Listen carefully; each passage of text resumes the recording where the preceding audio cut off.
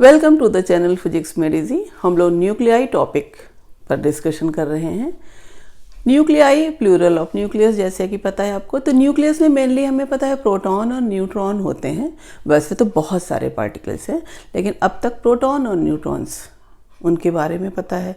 Proton में तो proton पर पॉजिटिव चार्ज होता है और सिमिलर चार्जेस के बीच में लगने वाला फोर्स कैसा होता है, रिपल्शन का। न्यूट्रॉन न्यूट्रल पार्टिकल है।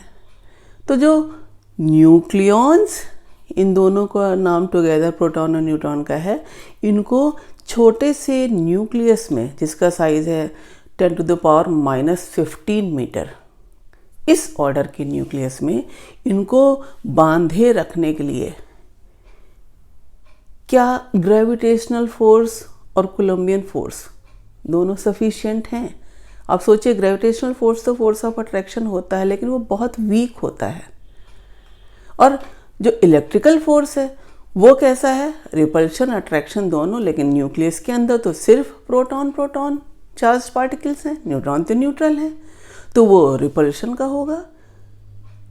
अब कॉन्सेप्ट आया और वो जापानीज साइंटिस्ट युकावा ने दिया कि न्यूक्लियस फिर स्टेबल है कैसे, और वो कॉन्सेप्ट दिया न्यूक्लियर फोर्स का कि इन पार्टिकल्स को, न्यूक्लियॉन्स को आपस में बाउंड रखने के लिए they are bounded together inside the tiny compact nucleus, छोटे से न्यूक्लियस में बंधे रहें।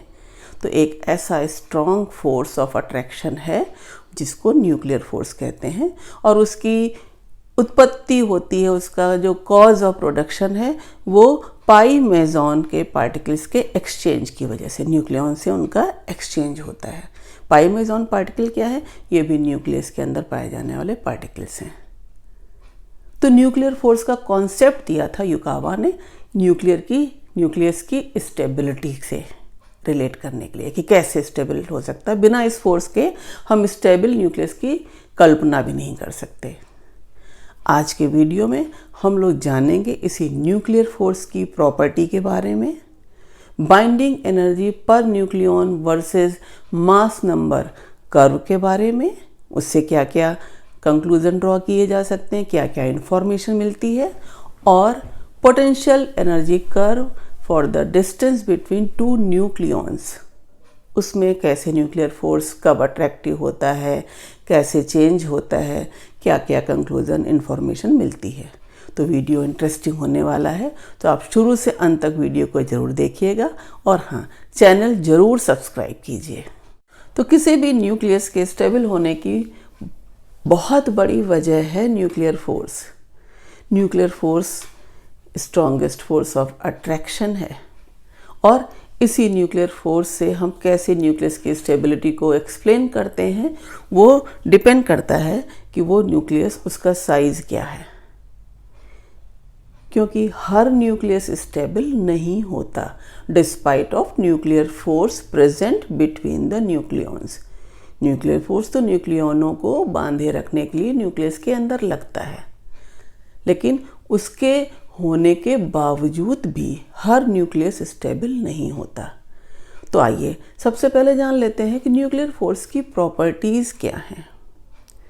सबसे पहली बात तो ये जान लीजिए कि दो पार्टिकल्स, उनमें मास तो है ही है।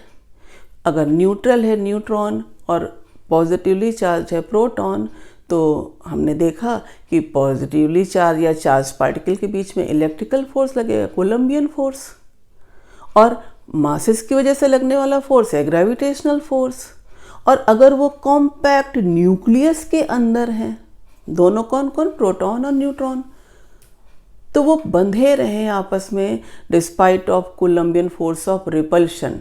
सिमिलर चार्ज के बीच में, प्रोटॉनों के बीच में तो रिपल्शन लगेगा, फिर भी वो 10⁻⁻15 मीटर के ऑर्डर का जो साइज ऑफ न्यूक्लियस है, इसके अंदर वो कैसे बंधे रहते हैं। तो यहीं पर तो कॉन्सेप्ट आया था कि हाँ, एक न्यूक्लियर फोर्स एग्जिस्ट करता है जो स्ट्रॉन्गेस्ट फोर्स ऑफ अट्रैक्शन है, वो सबको छोटी सी जगह में बांधे रखता है, और उसका जो कम डिस्टेंस के लिए, शॉर्ट रेंज के लिए उसकी जो वैल्यू है कोलम्बियन फोर्स से बहुत ज़्यादा है। तो despite of repulsive force of electrical वो क्या करता है, प्रोटॉनों को भी न्यूट्रॉनों को भी बांधे रखता है न्यूक्लियस में। तो ये न्यूक्लियर फोर्स बहुत बड़ा कारण है न्यूक्लियर स्टेबिलिटी का। इसकी प्रॉपर्टी में जैसा कि डिस्कशन में ही आ गया कि फर्स्ट नंबर में आप प्रॉपर्टी लिखेंगे, it is normally force of attraction और strongest force of attraction in nature. Second property इसकी है कि ये रेंज इसकी जो होती है वो शॉर्ट होती है। मतलब अगर कोई बहुत बड़े साइज का न्यूक्लियस है, उसमें बहुत ज़्यादा number of neutrons and protons हैं, तो उस न्यूक्लियस में इस न्यूक्लियर फोर्स का होल्ड उसकी कुछ रेंज के अंदर आने वाले सभी न्यूक्लियॉन पे होगा। न्यूक्लियस ही बहुत बड़ा है तो न्यूक्लियर फोर्स की रेंज से भी बड़ा न्यूक्लियस है तो उस रेंज किसी पर्टिकुलर न्यूक्लियॉन पर जो न्यूक्लियर फोर्स लगेगा उसकी रेंज से बाहर आने वाले न्यूक्लियॉन्स से उसका कोई मतलब नहीं होगा। मतलब क्या हुआ कि लार्ज साइज न्यूक्लियस में जो न्यूक्लियर फोर्स का शॉर्ट रेंज होना ही कारण है रेडियो एक्टिविटी का या न्यूक्लियस का छोटे टुकड़ों में टूटने का। इसको कहते हैं न्यूक्लियर फिजन, जो आगे चर्चा होगी। तो nuclear force short range force होता है और सबसे बड़ी बात क्या है, इम्पॉर्टेंट बात, कि ये चार्ज इंडिपेंडेंट होता है। मतलब न्यूट्रॉन न्यूट्रॉन के बीच में भी लगेगा, प्रोटॉन प्रोटॉन के भी बीच में लगेगा, प्रोटॉन न्यूट्रॉन के भी बीच में लगेगा। तो अगर हम इसकी प्रॉपर्टी लिखें तो कैसे लिखेंगे कि एक तो ये इलेक्ट्रिकल फोर्स से भी 100 गुना ज़्यादा अट्रैक्टिव होता है। तो अगर हम ग्रेविटेशनल फोर्स, इलेक्ट्रिकल फोर्स और न्यूक्लियर फोर्स के रेशो को लिखें तो ये होगा 1:10⁻36 10⁻38। न्यूक्लियॉन के बीच में लगने वाला स्ट्रॉन्गेस्ट फोर्स है न्यूक्लियर फोर्स। अब ये इसकी अगर हम प्रॉपर्टीज़ लिखें तो प्रॉपर्टीज़ में हम सबसे पहले क्या लिखेंगे कि ये फोर्स ऑफ अट्रैक्शन है ना। आगे हम पढ़ेंगे कि ये न्यूक्लियर फोर्स अगर बहुत कम डिस्टेंस हो जाती है दो न्यूक्लियनों के बीच में तो ये फोर्स ऑफ रिपल्शन भी बन जाता है, रिपल्सिव फोर्स होता है। यही कारण है रेडियो एक्टिविटी का, ये न्यूक्लियर फिजन का। सेकेंड शॉर्ट रेंज है। शॉर्ट रेंज फोर्स का मतलब क्या हुआ कि अगर ये कोई हैवी न्यूक्लियस है, इस न्यूक्लियस में अगर मैं ये न्यूक्लियॉन ले लूँ और इस न्यूक्लियॉन से जितनी ये रेंज है अगर न्यूक्लियर फोर्स की, तो इस रेंज के अंदर आने वाले सारे ही न्यूक्लियॉन्स तो इससे अट्रैक्टेड होंगे, जितने भी न्यूक्लियॉन्स होंगे, और यहाँ वाले न्यूक्लियॉन्स इससे अट्रैक्टेड नहीं होंगे। तो अब इन न्यूक्लियॉनों में अगर दो प्रोटॉन उनके बीच में क्या लगेगा, फिर इलेक्ट्रिकल फोर्स ऑफ रिपल्शन। तो इलेक्ट्रिकल फोर्स ऑफ रिपल्शन जब डोमिनेट करने लगेगा न्यूक्लियर फोर्स से तो वो क्या कर जाते हैं, टूट जाते हैं। और ये क्या इलेक्ट्रॉन न्यूक्लियस के टूटने की वजह क्या है, न्यूक्लियर फोर्स का शॉर्ट रेंज होना। ठीक, फिर इसके बाद आते हैं कि तीसरी प्रॉपर्टी। तो तीसरी प्रॉपर्टी है कि प्रोटॉन प्रोटॉन के बीच में, प्रोटॉन न्यूट्रॉन के बीच में, न्यूट्रॉन न्यूट्रॉन के बीच में, यही प्रोटॉन न्यूट्रॉन ही तो है न्यूक्लियस के अंदर, अप्रॉक्सीमेटली सेम न्यूक्लियर फोर्स लगता है। तो इसका मतलब क्या हो गया कि ये चार्ज इंडिपेंडेंट हुआ, है ना। चार्ज इंडिपेंडेंट का मतलब हो गया, इसका मतलब इससे कोई मतलब नहीं कि चार्ज पार्टिकल है या अनचार्ज पार्टिकल है, वो फोर्स उतना ही लगता है। फिर ये फोर्स नॉन सेंट्रल होता है। सेंट्रल फोर्स किसे कहते हैं, जो पार्टिकल्स के ज्वाइन करने वाली लाइन के अलोंग लगता है, और नॉन सेंट्रल फोर्स मतलब लाइन ज्वाइनिंग द चार्जेस या पार्टिकल्स, उनके अलोंग ये फोर्स नहीं लगता है। स्पिन डिपेंडेंट होता है। अगर न्यूक्लियॉन्स की स्पिन पैरेलल है तो न्यूक्लियर फोर्स ज़्यादा होगा, और अगर एंटी पैरेलल है तो न्यूक्लियर फोर्स कम होगा।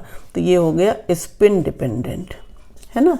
तो ये कुछ प्रॉपर्टीज़ हैं, ये पूछी जाती हैं कि न्यूक्लियर फोर्स की प्रॉपर्टीज़ बताओ, तो आपको ये बताना होता है स्पिन डिपेंडेंट है, चार्ज इंडिपेंडेंट है।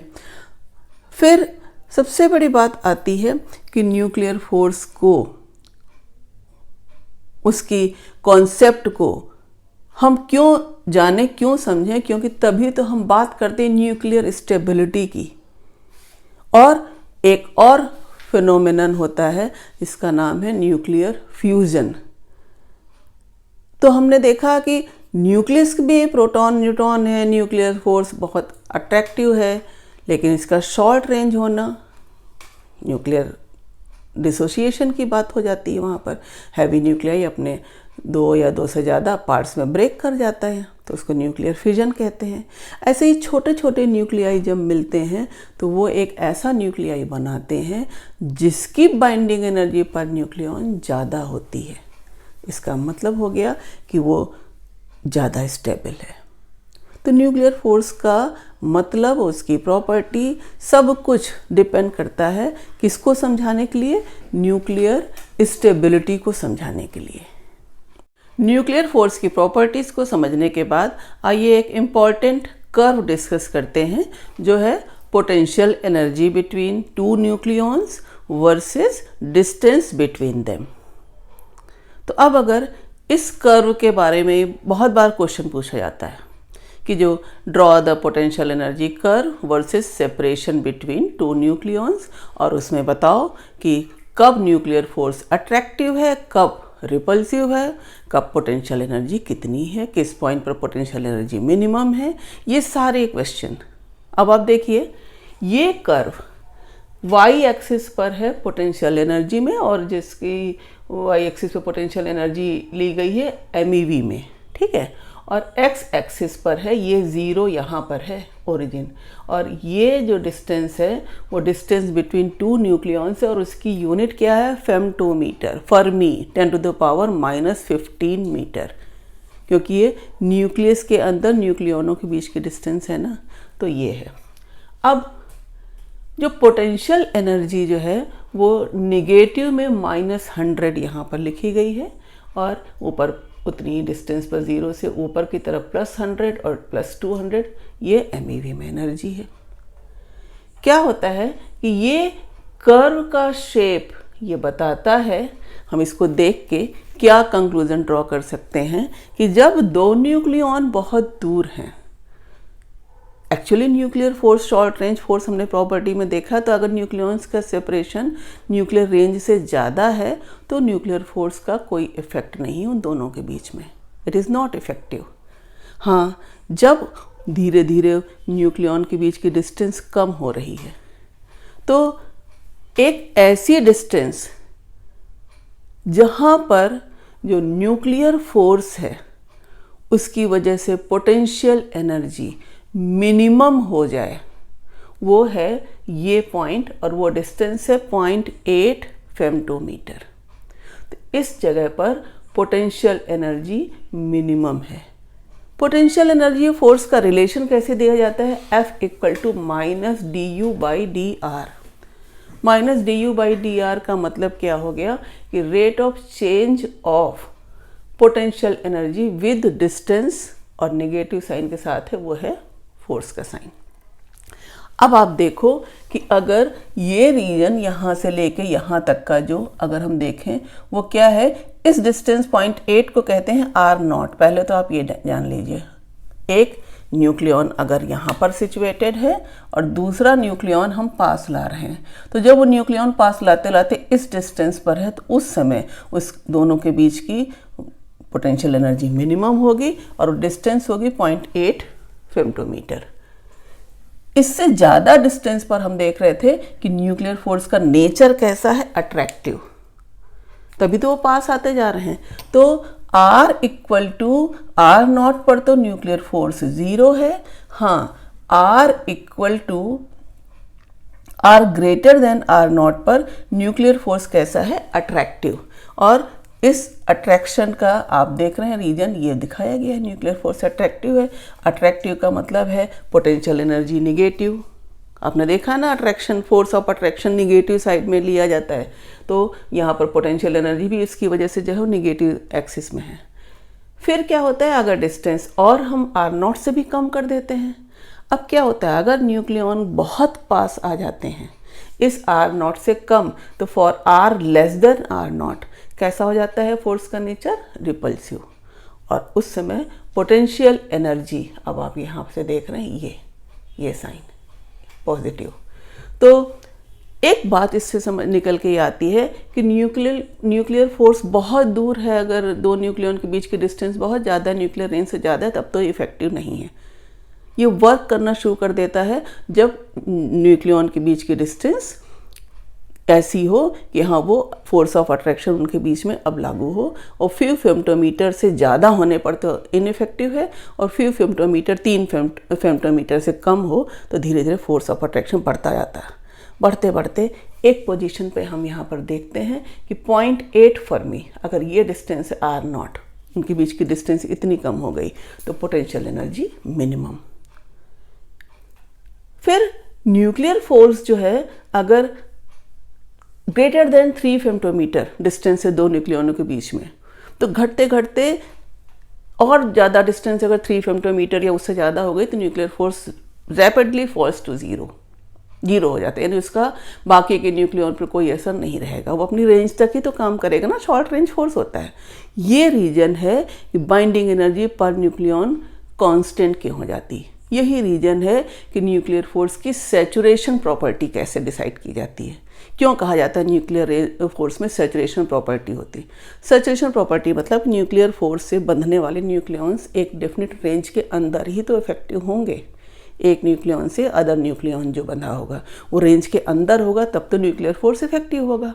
तो जो बाहर वाले होते हैं या और न्यूक्लियॉन बढ़ते हैं तो ज़्यादा न्यूक्लियॉन बढ़ने से बाइंडिंग एनर्जी भी बढ़ती ही चली जा रही है, ऐसा नहीं होता। बाइंडिंग एनर्जी की कॉन्स्टेंसी ये किस बात पर डिपेंड करती है कि nuclear force short range force है। तो ये बहुत पूछा जाता है कि किस हिस्से में अट्रैक्टिव है फोर्स, न्यूक्लियर फोर्स, तो आपने यहाँ पर लिख दिया जब F लेस देन 0 है, और ये हिस्सा हो गया। किस हिस्से में रिपल्सिव है वो ये, ठीक। तो ये इस कर्व के बारे में पूछा जाता है। कब पोटेंशियल एनर्जी मिनिमम है, तो at 0.8 femtometre R equal to R0, ठीक, दो न्यूक्लियनों के बीच की ये डिस्टेंस। इसके बाद अब देखते हैं कि न्यूक्लियस जो है वो कैसा न्यूक्लियस स्टेबल न्यूक्लियस कहलाता है, कब अनस्टेबल। एक्चुअली न्यूक्लियर फोर्स जो शॉर्ट रेंज फोर्स तो होता है, लेकिन स्टेबल न्यूक्लियस उनके लिए, उन न्यूक्लियाई के लिए कहते हैं कि वो स्टेबल है जिनमें न्यूट्रॉन और प्रोटॉन का रेशियो 1 हो, यानी कि number of neutrons equal to number of protons.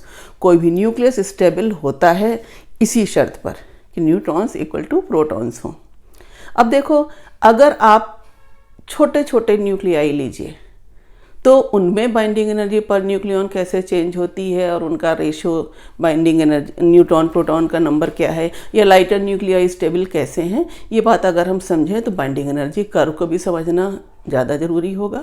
लेकिन हाँ, उससे पहले मैं बता दूं कि लाइटर न्यूक्लियाई स्टेबल क्यों होते हैं, क्योंकि उनमें न्यूक्लियर फोर्स डोमिनेट करता है, उनमें न्यूट्रॉन प्रोटॉन कम होते हैं, और प्रोटॉन और न्यूक्लियस छोटा भी होता है, और प्रोटॉन के बीच में लगने वाला रिपल्सिव फोर्स वो कम होगा as compare to nuclear force. क्यों? Nuclear force 100 times more than electrical force होता है। तो A इक्वल टू और लेस देन 20 हो मास नंबर जिन न्यूक्लियाई के, वो ऑलमोस्ट स्टेबल माने जाते हैं। हाँ, हैवी न्यूक्लियाई वो क्यों अनस्टेबल होते हैं? हैवी न्यूक्लियाई में एक्चुअली क्या होता है, न्यूट्रॉन जो है उस न्यूट्रॉन का एक बड़ा रोल होता है न्यूक्लियर स्टेबिलिटी के लिए। हैवी न्यूक्लियाई होंगे तो मास नंबर बढ़ेगा तो नंबर ऑफ न्यूट्रॉन्स भी बढ़ते हैं।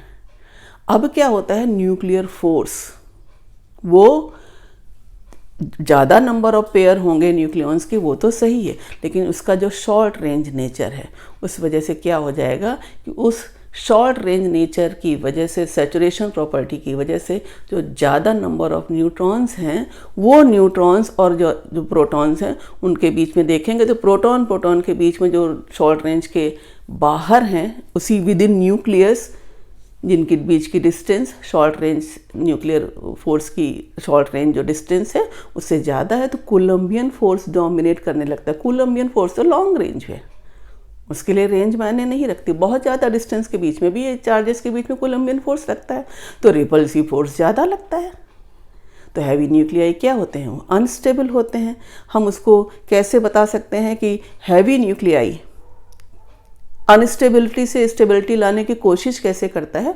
उसमें जो नंबर ऑफ न्यूट्रॉन्स हैं वो अपने आप को कन्वर्ट करते हैं प्रोटॉन में, ताकि न्यूट्रॉन प्रोटॉन का रेशो 1 के करीब आ जाए, वो स्टेबिलिटी गेन कर सकें। और न्यूट्रॉन का प्रोटॉन में कन्वर्जन करके न्यूट्रॉन का नंबर जो ज़्यादा है वो उतना वो कम कर लेते हैं कि स्टेबिलिटी ले आए। और यही वजह है कि हैवी न्यूक्लियस जो अनस्टेबल हैं वो रेडियो एक्टिव भी होते हैं। अब आइए समझते हैं बाइंडिंग एनर्जी पर nucleon versus mass number curve different nuclei के लिए कैसे ड्रॉ किया जाता है और उससे क्या कंक्लूजन निकाले जाते हैं। हम जानते हैं कि बाइंडिंग एनर्जी किसी भी न्यूक्लियस की स्टेबिलिटी के लिए रिस्पॉन्सिबल नहीं होती है। क्या होता है रिस्पॉन्सिबल टर्म? बाइंडिंग एनर्जी पर न्यूक्लियॉन। मतलब किसी भी न्यूक्लियस में जो बाइंडिंग एनर्जी पर न्यूक्लियॉन की वैल्यू अगर ज़्यादा है तो वो ज़्यादा स्टेबल है।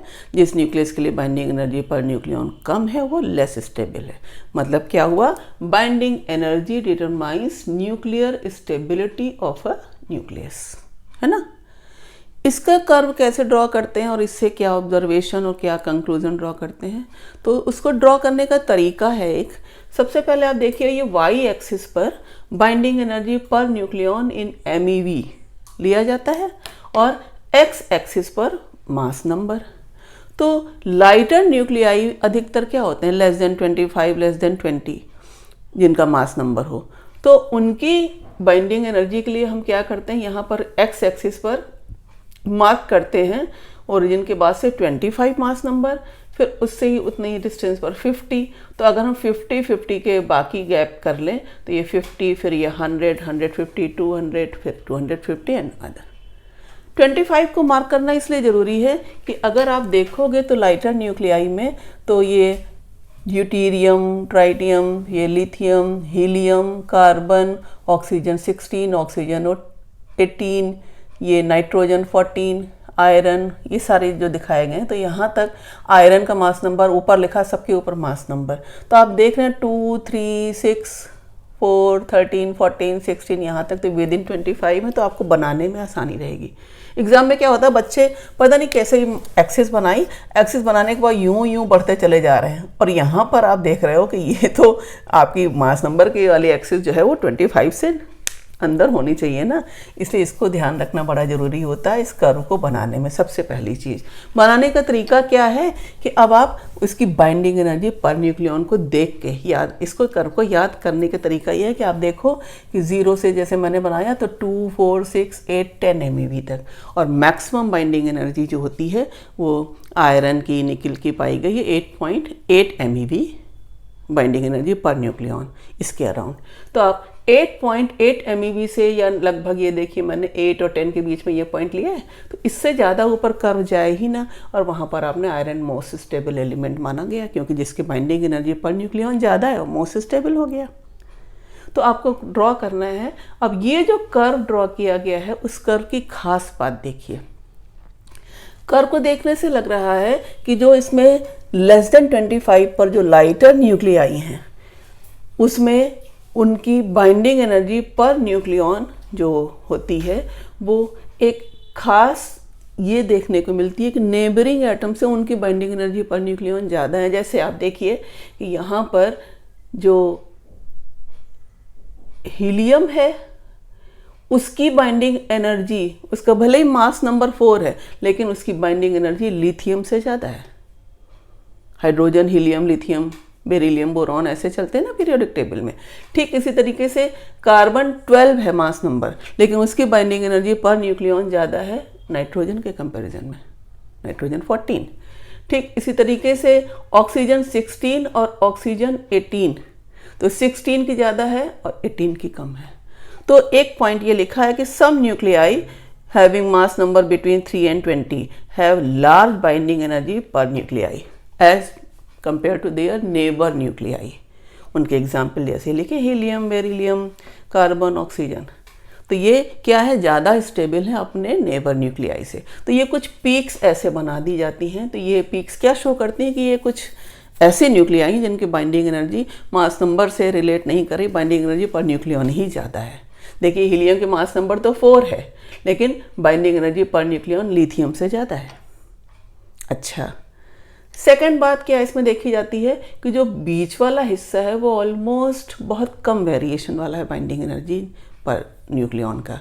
तो आपको पता है हर न्यूक्लियस स्टेबिलिटी चाहता, हर इंसान चाहता है, सब कोई स्टेबिलिटी के लिए परेशान है।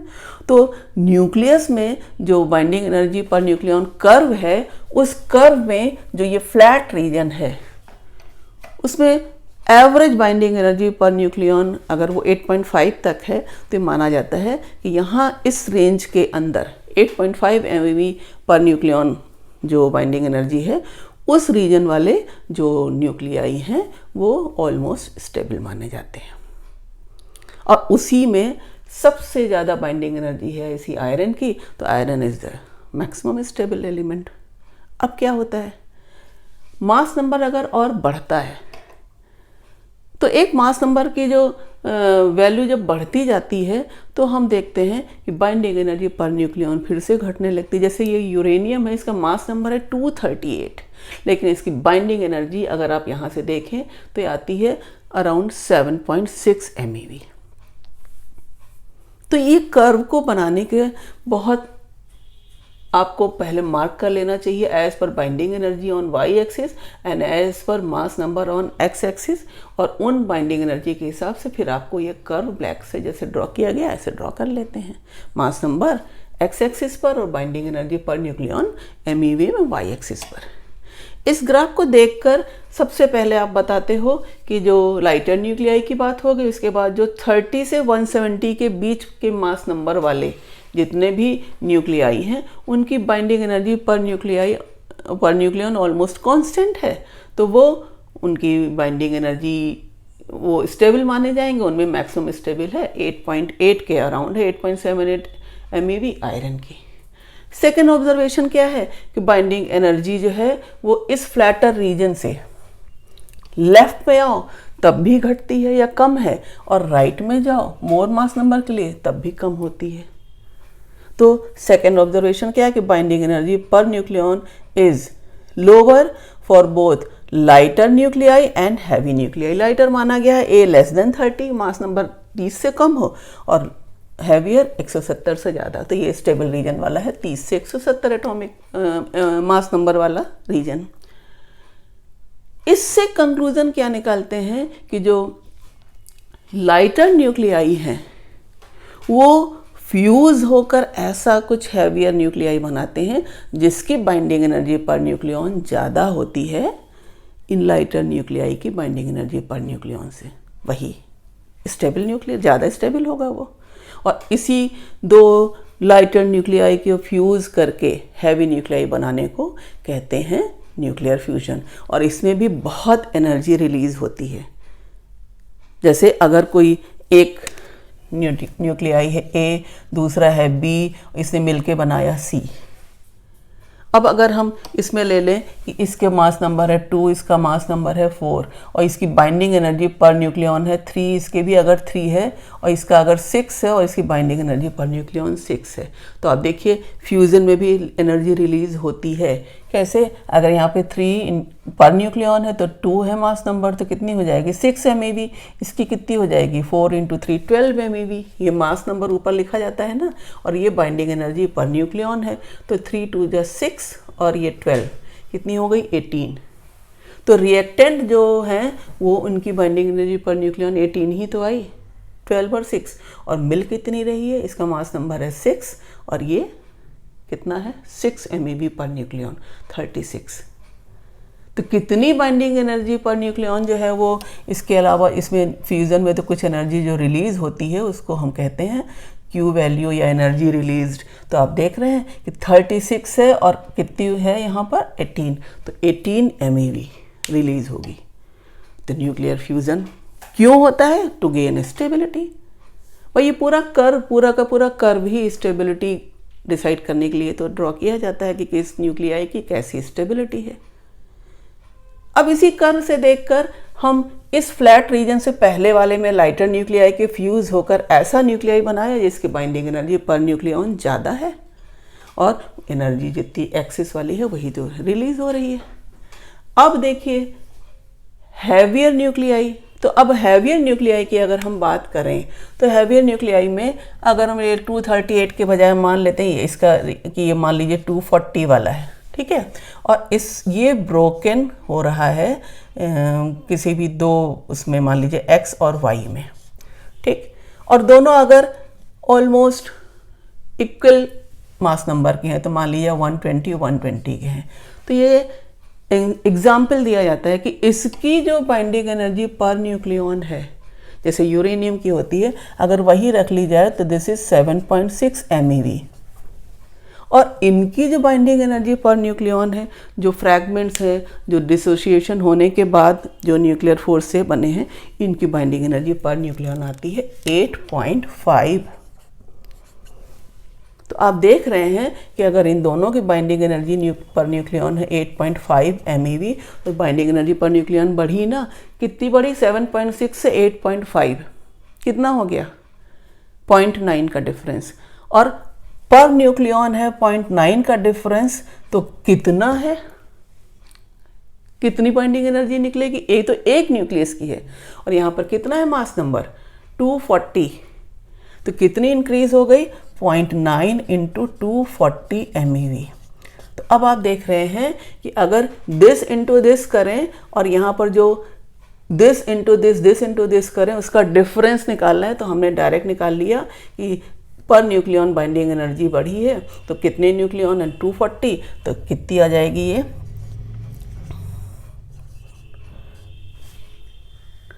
216.0 MeV।